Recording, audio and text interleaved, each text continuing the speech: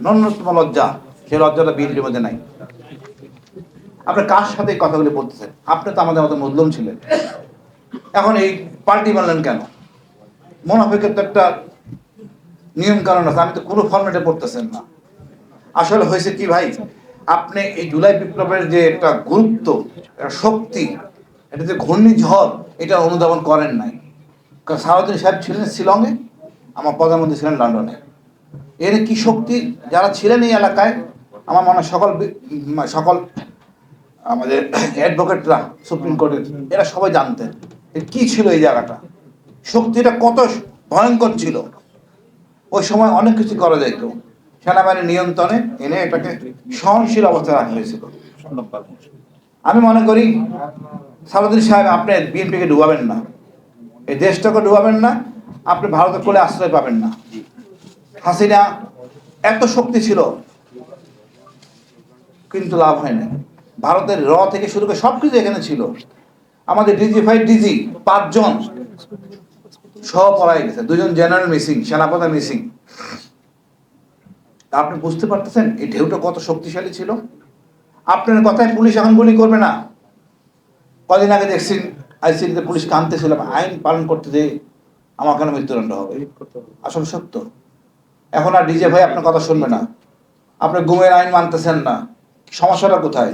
আপনার চরিত্র তো খোলস হয়ে যাচ্ছে যে আপনি গুম করতে চাচ্ছেন, আপনি মিথ্যা বক্তব্য দিচ্ছেন সংসদে, এটা কোনো মতে কাম্য না। আপনি শিলংয়ে কিভাবে ছিলেন আমার জানার দরকার নাই। আপনি কাকে পাঠাতে যাচ্ছেন? ভারতকে। তাহলে আপনি কিভাবে শিলং গেলেন এইটা তদন্তের বিষয়। ওখানে চলে আসবে আমাদের সুখরঞ্জন বাড়ি কিভাবে ভারতে গেল, চলে আসবে আরো অনেক গুম ব্যক্তি ভারতে নিয়ে যাওয়া হয়েছে। এই দেশ তো ভারতের কাছে বর্গা দেওয়া হয় নাই। সুতরাং হাসিনা দিয়েছিলেন, হাসিনা শিক্ষা পাইছেন। আপনি শহীদ জিয়ার সন্তান, শহীদ জিয়ার দল, এটাকে অপমানিত করবেন না। আমি মনে করি আপনি জনগণের সাথে থাকেন, এই যে অঙ্গীকার, এটা মেনে চলেন, এতে আপনার তো কোনো ক্ষতি নাই। আপনি কেন ফ্যাসিস্ট হবেন?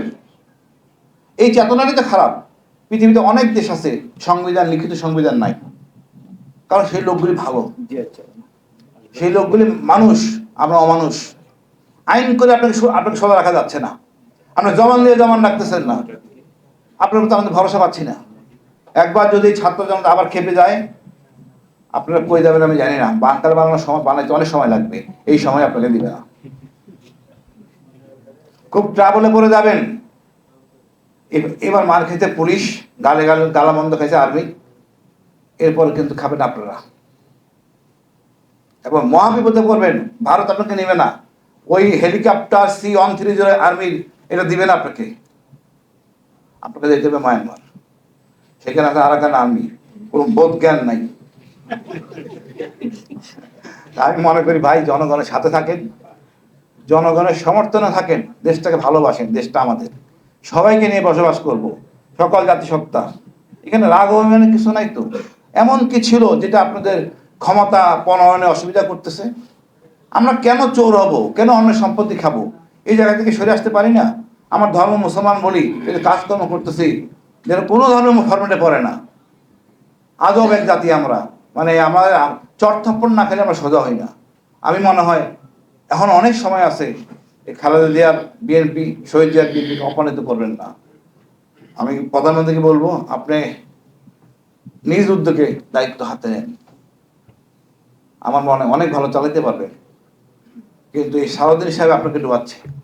আমি জানি না, হয়তো কমিটমেন্ট ছিল ভারতের কাছে, হাতের প্রেক্ষিতে আপনারা আবল তাবল বকতেছেন, আপনারা দেখতেছেন আমরা চিৎকার করতেছি, পরে হয়তো সোজা হয়ে আসবেন।